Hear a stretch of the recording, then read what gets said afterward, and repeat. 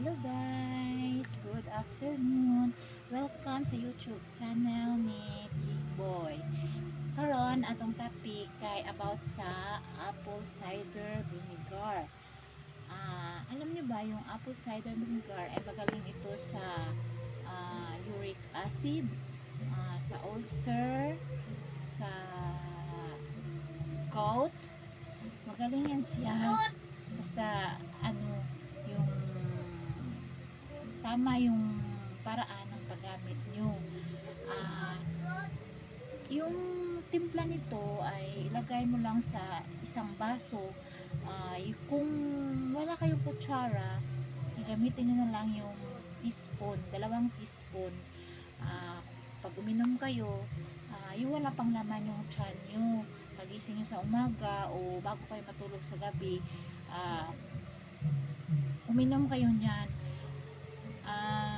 Kailangan gumamit kayo ng straw na yung bamboo straw, o magtatanong kayo na kung bakit kailangan ng straw, kasi yung apple cider vinegar makakasira ito sa ating gums, sa ating ngipin. Kailangan kung hindi kayo gagamit ng straw, iinom lang kayo sa baso, kailangan na magmumog kayo kaagad kasi matapang ito. Yung lasa niya parang yung suka na dato puti. Yan yung ano yung lasa ng apple cider vinegar. Yung binibili ko ng apple cider vinegar, ito yung brand niya, yung Bragg, um, um, with mother siya.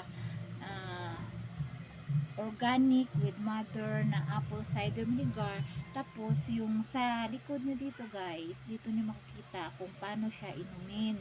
May mga guide siya dito kung paano inumin yung apple cider vinegar. Wala siyang side effect, basta gamitin lang ninyo ng tama at ano yung yung tama yung instruction na gamitin nyo.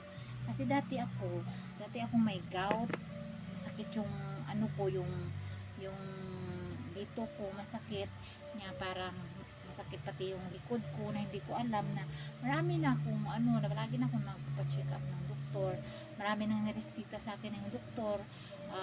Yung mga omeprazole, yun sabi daw nila okay daw yun pag sumakit yung tiyan mo, inumin mo yan pag, kasi yung ano yung pag sumasakit yung tiyan mo, yung acid mo, depende yan kung anong klaseng ginawa mo, kung hindi ka kumakain on time o sobra-sobra sa pagkain.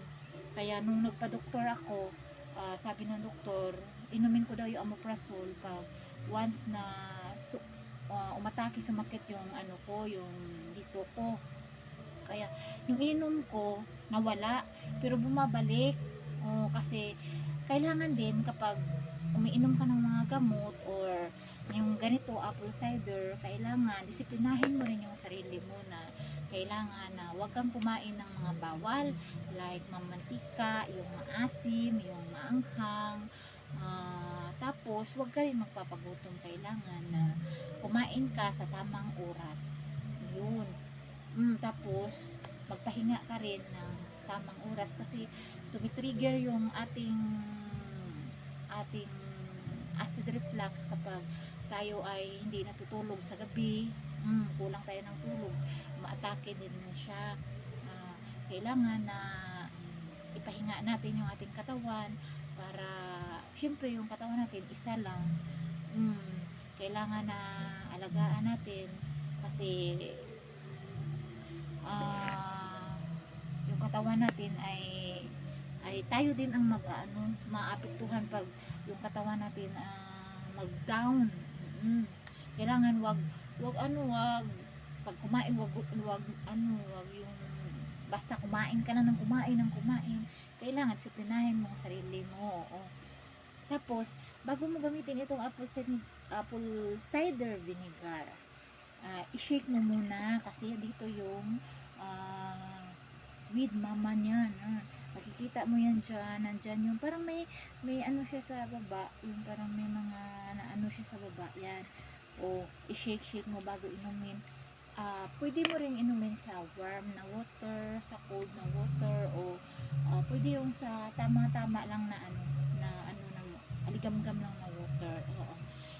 Tapos kung di nyo kaya yung lasa, yung mapakla, yung parang maasim yung lasa na hindi nyo nagustuhan, pwede din kayo maglagay ng lemon, calamansi, o di kaya honey, para para hindi masama sa panlasa nyo.